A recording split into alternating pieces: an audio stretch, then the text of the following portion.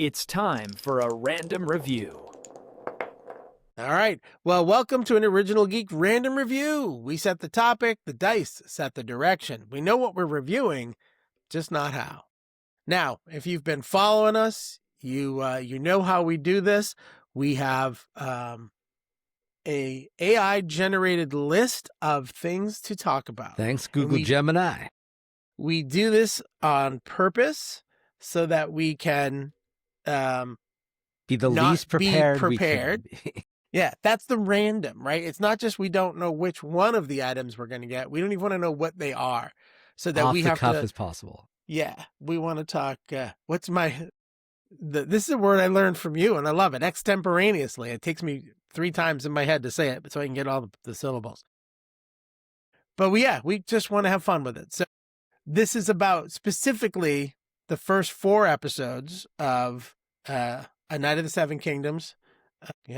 At some point, you will see the chart pop up on screen if you haven't already, and you'll get to see what we're doing. As always, like, follow, subscribe, join the conversation, put comments in. If you saw one of the other options we didn't get to, but you want to talk about it, throw some comments at us, and we'll talk about it. You want to roll, or do you want to review? I'm ready to roll. Oh, okay, you go first. You roll. 17. Successful wisdom check. The true knight philosophy. Dunk's struggle to afford armor and horses. It's the heart of the series. So 2's focus on the financial reality of being a knight, haggling for shields, worrying about the ransom, provided a wise look at the feudal system that Game of Thrones often glossed over. Yeah, this is one of my favorite parts of the show. Not specifically the money, but the point of view of the hedge knight.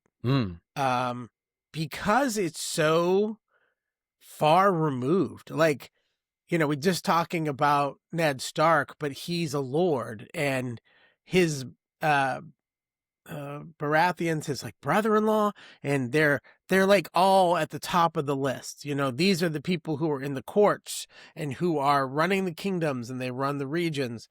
And Dunk is just, well, he's Dunk. He's a simple hedge knight.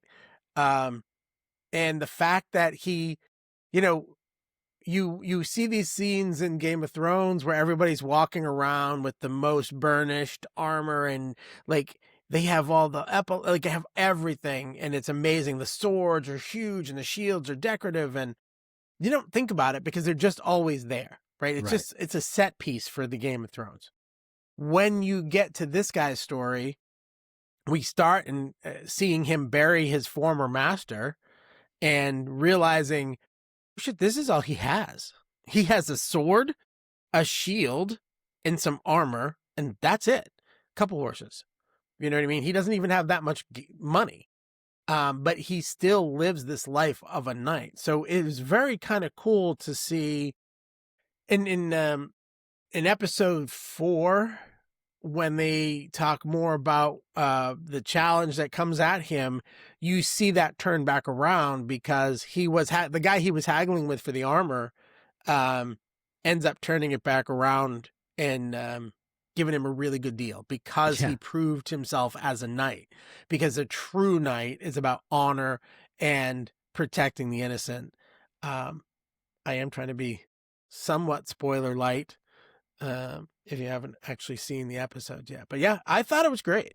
I think they did a great job, and it was a really cool perspective. Yeah, and it's funny, this has been a bit of a theme for some of our episodes recently, because having that smaller story with a more minor character, Greenland, when it comes to disaster movies, focusing on more of an average Joe. You might mention the Star Trek's Lower Decks is one of your favorite shows, which is not the people on the bridge, which is what every Star Trek episode is, the people on the bridge. Now, this is the Lower Decks.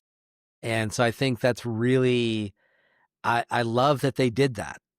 And I'm going to admit that when this novella came out, Dunk and Egg, or the Hedge Knight, or whatever you called it, I was so pissed, because I'm like, write the fucking 5th book already. Finish it. I So don't need this flashback, prologue, novella. I need the book done. Focus, Now, man. Focus. This is hysterical to me because I guess I didn't read the books, and I didn't, like we did with Robert Jordan where we waited with bated breath. I didn't for his. So I did not realize that this was like a stopgap between full full episodes, or so annoying. Not episodes, full books. So all right, awesome. So yeah. All right, here we go. 19. Successful. Oh, you just said it. Successful charisma check. The dunk and egg chemistry. The big brother, little brother dynamic. The show's secret weapon, if you will. The banter between the two, Dunk's grumpiness versus Egg's snark, is being compared to the best of The Last of Us. Their chemistry carries even when the slowest dialogue heavy scenes, I think. Yeah, this dynamic, it works really well. There, once again, like I said, like when I first heard this book, I was like pissed. When I heard this show, they're going to make it into a show, I'm like, oh, come on. Like, just give, and at this point, I'm just like, give us more House of the Dragon. Because we got to wait another year for House of the Dragon. What's going on? And then this show took off. It's like, it's been one of the most successful shows on HBO. It's gotten that episode 4 has one of the highest ratings of an episode on IMDb, historically, of a TV show. So, I mean, this is a great show. And I watched it because the buzz was just, I'm like, okay, it's got the buzz. It's got the numbers. I'm going to give it a try. And I'm so glad that they actually created this because it is different. It's smaller. And we get this focus on Dunk and Egg, and they're great odd couple. It's, this giant Dunk and little Egg, on. Sorry, wait, spoiler. And it was a book, so you can find this out. This is one of those where, although this is the first time I'm getting surprised because I refuse to get that book. So you didn't so you get to live like I did during Game of Thrones. Now I know how it feels. It feels good, great. Man. It's great. And their odd couple, his because he's very Duncan is very earnest, but he's very simple, and Egg has been clearly well educated. He knows a lot. And so they're such polar opposites. Their size, the way they talk, their approach, their experiences, everything is polar opposites. And this odd couple dynamic works great. Highly recommend that you get into this show. I know I don't want to get into our message to a new generation or not yet. So I agree, and it's funny because they really are at opposite ends of everything. So I like that observation because Dunk, he's like tries to be the hard ass. He's like, I'll clout you in the ear. And then he's like, you want some bread? You know what I mean? He's definitely, I think the big brother, little brother dynamic is a perfect description for it.